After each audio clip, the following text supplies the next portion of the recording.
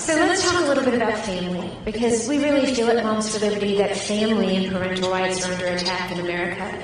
All of America got to meet your granddaughter Kai at the Republican National Convention.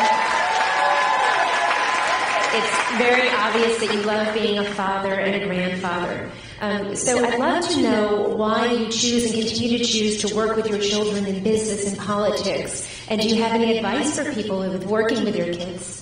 Well, I've always liked it. I don't know that I'll be doing it very much politically because I think it's been very unfair to them. Like, Ivanka was a great, she could have done anything. Great student, great, beautiful girl, beautiful everything. She was a perfect person. Worked hard. She gave up. Do you remember the Ivanka line? I loved those shoes. Please tell your daughter. She made great shoes. She was making so much money with that thing. I said, what the hell is going on? It was so hot.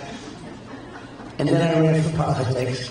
And the truth is, she wanted to come. She pretty much gave it up. It was really good. Great shoes, great everything. Very stylish, and a lot of people still talk about it.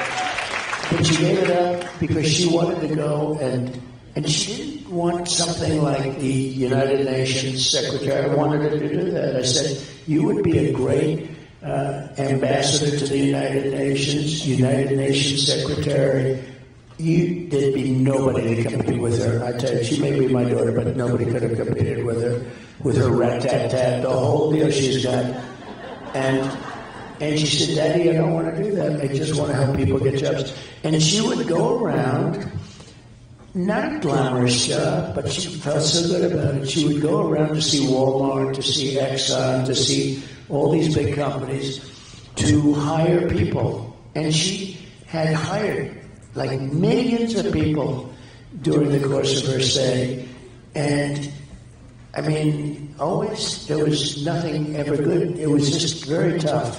I think if she were a Democrat, it would have been, it's much easier to be a Democrat, let me put it that way.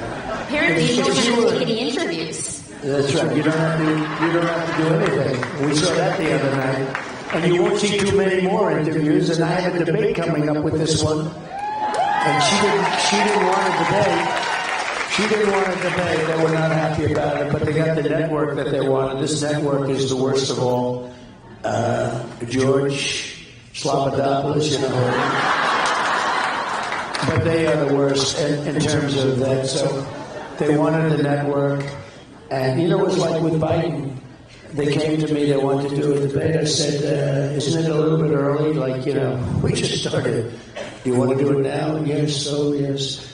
And they thought that if they said it was going to be Dana Bash, who last night was extremely easy. There was no like, why aren't you doing this? Or why did you say 1,000 times that there'll be no fracking in Pennsylvania, and then all of a sudden say, oh, we'll have fracking? It felt like a multiple choice quiz. You would give her like several answers that she could have given. They were feeding it to her. I was surprised, actually. I mean, I was surprised she didn't do a lot of interviews, but she's not good at it, I guess, and they knew that. They knew something that we didn't know.